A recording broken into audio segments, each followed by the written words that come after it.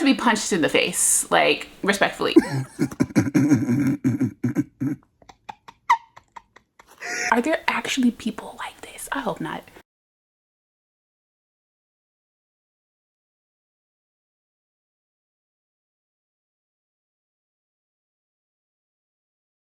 Hi everyone, welcome back to my channel. Today I am starting a reading vlog. I don't know what vibe the reading vlog is going to be, but right now I am reading probably one of the most highest anticipated reads for my May TBR, and that is Losing Control by Lady Nisha. And I started reading it last night, but I really couldn't like catch the vibe of the book until like today. I'm about, let's see, where am I at? Well, I'm on page 127, chapter 7. I'm still rocking with my butterfly bookmark that I got from Barnes & Noble. So that's the bookmark of the day. But yeah, I am this much into the book. I haven't read any of it on audio. I'm just like literally sitting here in my reading chair and like absorbing the vibes, and it's cool. So, okay. I'm not like really character driven, but also like a character can really put me in or really take me out of the story. And the male main character, you know about the male main character. He is very unlikable at the beginning, and he deserves to be punched in the face, like, respectfully. He needs to be punched, but like nobody's gonna do that. And I really need him to get punched in the face. He's mad disrespectful. He's mad crude. He's an arsehole. Like, be serious. He's full of himself. Like, he don't even seem to be all that cute. Like, I'm so turned off. I'm so turned off by this man. And then like the female main character, like my heart just bleeds for her. She's prickly. Okay, she's prickly as well, but she's definitely still grieving like the situation that happened in like the prologue.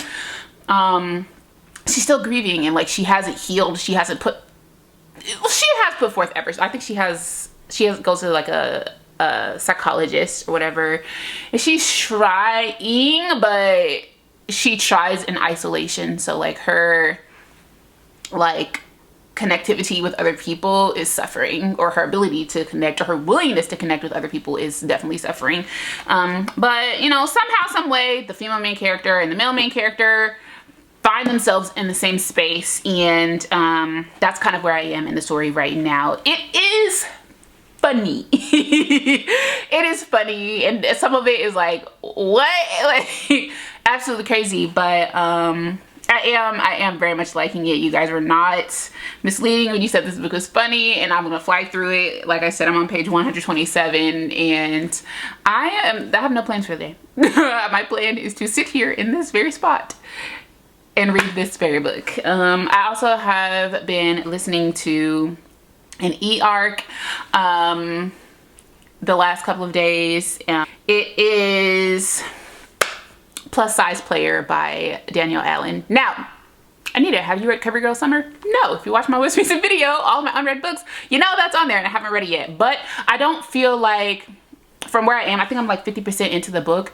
I really don't feel like you need to have read CoverGirl Summer. They mentioned the girl from CoverGirl Summer and like the bartender twice, like in like one sentence or whatever, but it's nothing that's not on the synopsis, you feel me? So like I don't feel like it's spoiling anything. It's a romance. I probably assume they're gonna get together, so it's totally fine. But I am absolutely loving that book. I cannot wait to get it physically. That one is funny. It's narrated by my favorite audiobook narrator, Wesley Chabon, and that girl,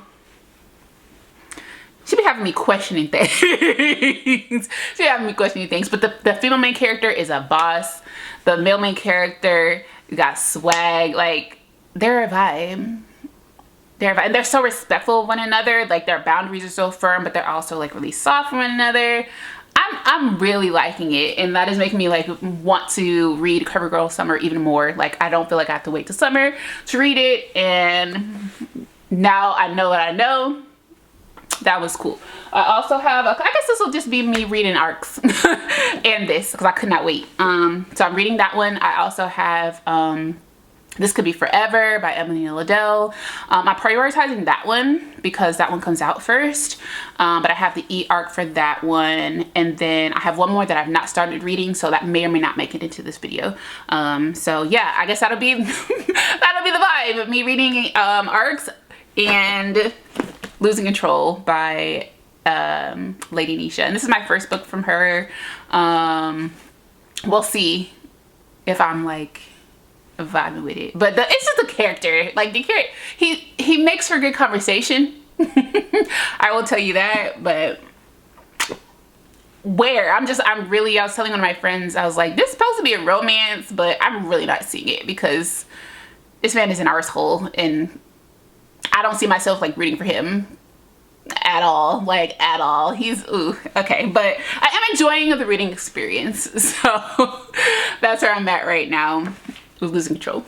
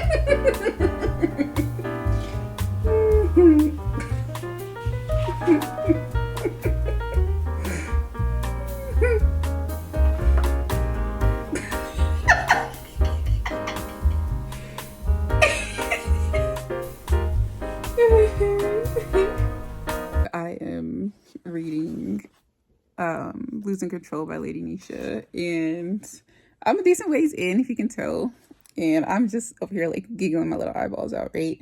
So I'm in the part of the book where this girl that the male main character Czar has been messing with like this whole book, but it's so disrespectful, like so disrespectful, but she's mad pressed for him, right? She like blows up because he's got a crush on the female main character and is like moving different with her. So she like pretty much like goes off and says like, oh, this girl has this, she dusty, she ugly, she ain't got it like a guy, da, da, da. And she goes, tell me what that basic hoe, blah, blah, blah. She says, please tell me what that basic hoe have that I don't. And then he goes, she has my attention.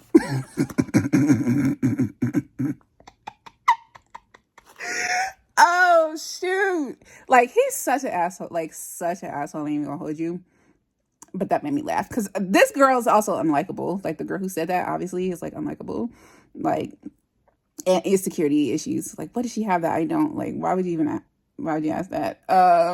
You go, she has my attention. Like, I mean, he rubbing off on me, y'all. Okay, I am on page 345. I am like chugging away at this book, okay? And I just had to stop because I feel like the most unlikable character is always like the mom or the mother-in-law. Like always. It's always like some really, really awful human. Like they're the worst humans. And like, does everybody have mommy issues? Like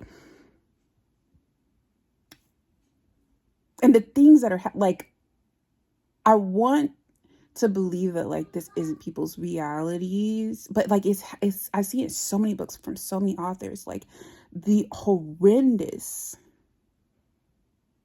treatment of sons and daughters by their parents, and like the jealousy and the sabotage and like the ickiness. Like it's so terrible.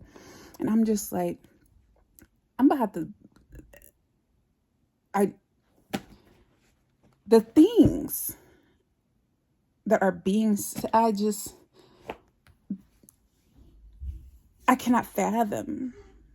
Y'all, I'm on page 461. I'm almost done. I'm about to finish this book. There's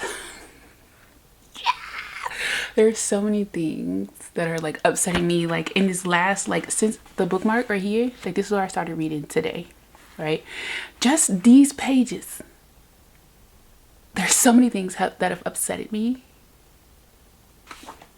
in just this little sliver, and it's only getting worse. And I just things are happening, they're moving so fast, and I'm upset. Obviously I had to do like a relaxing, you know, like face treatment. Like I just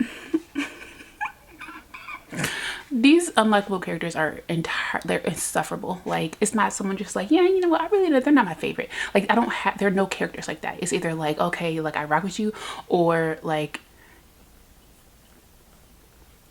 you make, I'm I don't have words for how pissed off these people are making me with their choice. And like your thought part, like, are there actually people like this? I hope not. I hope not, because they're the worst. They're absolutely the worst. These girls' mom, the absolute worst. And like things happen, and I was satisfied with the things that had happened regarding that situation, but more, please tell me that there's more that happens regarding this, because baby, oh god, she's a total freaking narcissist and jealous. And like, I'm no doctor, but that's my professional opinion.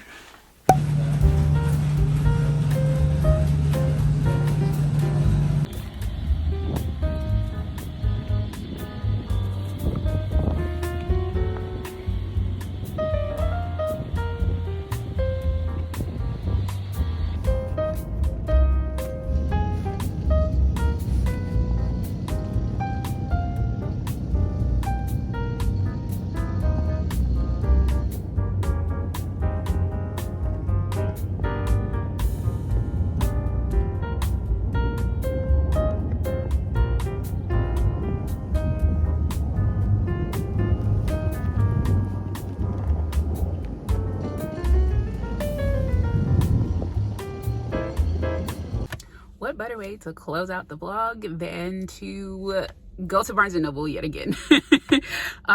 It is Tuesday. The only reason why I'm coming on Tuesday is because, as you know, Tuesday is new book release day, and it is Tuesday, May 13th. You know what that means. Can't Get Enough is out, and I already know, because my homeboy, okay, be like this, he already gonna have it ready to go. So I'm gonna go in here, I'm gonna get this book, and I'm gonna walk out, okay? No, I might go to the cafe and get a little something. I have not eaten since 7:45 this morning. I had a bagel, and it is now like 3 o'clock. So I need to eat something before I pass out. It's like 85 degrees. So I'm gonna eat. I'm gonna go find that bookski, and then that's gonna be it. So I will try to vlog a little bit in there, but other than that, you guys, thank you so much for watching this video. My reviews of the books, I don't remember if I wrapped them up or not, but my reviews of Lady Nisha Losing Control is definitely up on my Goodreads, Storygraph, and Fable right now, and I think I did a great job on that review. So go check that out if you want further details about like how I felt about the book as a whole.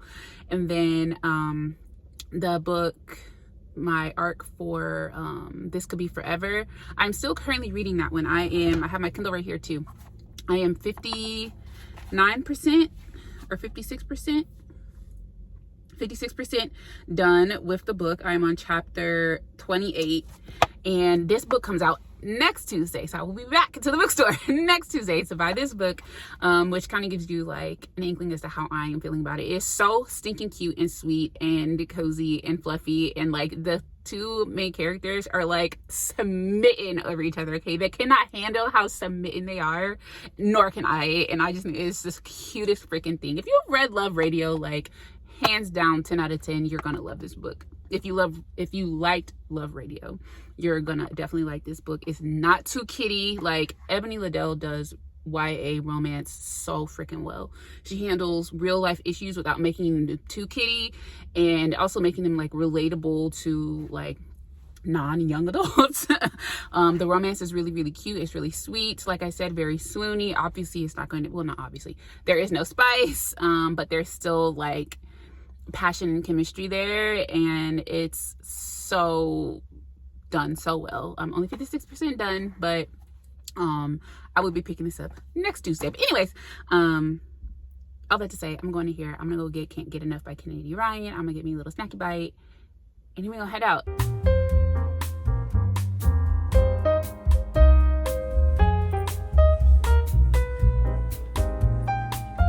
You guys, they have This Could Be Forever out a week early. I'm going to take these to the bookseller and have them put them away. I was so tempted to buy it because I was literally just talking about it, but I'm gonna have them put them away because this selling them early hurts the author's first week book sales. So I'm going to take these and have them put them away till next week. Okay, so I just got the one book, y'all. I don't know that I've ever gone in Barnes and bought one book. Like, I don't think I have, but I just got the one book. By Kennedy Ryan. Can't Get Enough. Instagram is littered with everybody camping out at their bookstores for this book, and I just love that for Miss Ryan. So I'm so happy to celebrate her and like give her book the exceptional sales that I'm certain it deserves. On to the Ebony Liddell This Could Be Forever. I talked to my homie, right? I was like, hey, how you doing? You know, just catch up real quick. Like, I told him I got my book, thank you, and I saw it on the table. It was on the table. I don't think I got footage of that because there was this lady like standing right there and I didn't want to be awkward, but they did have it out on the table of the new releases for romance, so easy to find, right? Then I browse around, I see the Ebony Liddell book, and I'm like excited because I was just talking about it, and then also like it's not released, so I tell my homie that, right? And he's like, well, okay, let's show me what book you're talking about. And I was like, it's this one right here. And like, I told him about, you know, what Miss Ryan said about that hurting the sales and everything. So like, can we either pull it or like, do you guys, I asked him, do they like defer the reporting of their sales? And he's like, well, dude, like, I'm just a little low worker bee. Okay, that's above my pay grade. And I was like, okay, unfortunately I have to pull the, I said, could you ask your manager? I didn't say, could I talk to your manager? And she just happened to be walking up and she was like, hey, what's going on? So I told her, and she's like, I'm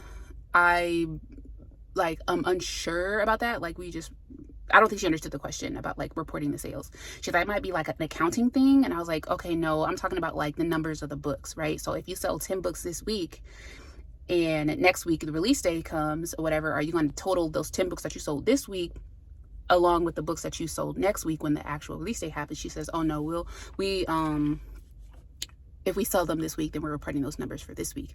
And I was like, she was like, I think that's like a New York thing, I'm like, that is the golden standard of like, you know, book lists is the New York Times. So don't try to make it, and hopefully this wasn't like what she meant, but like, don't try to minimize it and say like, oh, that's only a New York thing. Whereas like every single author dreams of being on the New York Times bestseller list. So even if it's only for the New York Times bestseller list, that is a huge deal. So they were like, well, it didn't say like strict on sale, which is what Kennedy Ryan's book was. Strict on sale, meaning you cannot sell it before the release day of the 13th for this book. Ebony Liddell's book did not say strict on sale, according to the manager. And my Barnes & Noble, I'm sweating because I don't have the car on because it'll be loud. But she said it did not say that. So if they get it in and it doesn't say strict on sale and, you know, there's space, what have you, they put it out. And again, it was on the table, like it was easy to find. It was on the new releases. So like, I'm happy about that, but I also don't want it to hurt the authors. So when she told me that they would report the sales this week, I said, okay, well, just to err on the side of caution, like I'll be back next week, you know, on release day or whatever, to come and buy it then, because just, even if it's just one book, you know what I mean? Like, it's just me. I I want to do what I can, and I can wait. And I have the e-arc. Like, there's no reason for me to greedily get that book right now. So, and even if I didn't, it's literally a week, and I'm reading like 3 books right now. Like, I know dang well, like, it's not that deep for me to like undercut the author's hard work by getting their book early, if it's going to hurt. Oh, also, I did message Ebony Liddell on Instagram, and I waited in the store for 20 minutes for her to respond before like I took action or whatever. But I did message her. I told her the situation. I told her my homie been hooking me up, right, with like making sure the new releases, the Black author new releases come out, and he has them available and ready. So like, please don't be mad at him. But I said he might have got a little overzealous in that and put your stuff out early. And I asked her, did she want me to have them pull it or, you know, whatever, and I'm happy to wait. But she hadn't gotten back to me yet. I have to go do some business, so I cannot stay here all day and wait for Ebony Liddell to respond to my Instagram direct message. So if worst case scenario, I'll come back and I will show them what the author herself wants, because I, you know, like I said, I messaged her. I can show them her DM if she responds to me. If not, then, you know, I did what I could. The sales associate, my homie, was like about ready to pull them, but I think that, again, that's kind of outside of his realm of responsibility. The manager says that if we get the book, we sell it. So he was going to pull them off the table, but she did not. So I will update you about this. This video is probably gonna be a little bit longer, so I can give you guys a tea on this, because I am curious as to see like what to do, right? Like, and is this a collective thing? I know Kennedy Ryan said her stuff was strict on sale, but how are we as the consumer to know whether or not it's strict on sale, or whether, you know what I mean? Like, only reason I know why Kennedy Ryan's was strict on sale is because she said it on Threads on Instagram. But I haven't heard, and I've never heard of another author saying my books are strict on sale, not to be released early, like, because before I was even on the booktube and Instagram or any of that, I have purchased a book like 2 days or something before release day, and I was so excited. I was like, oh, goody.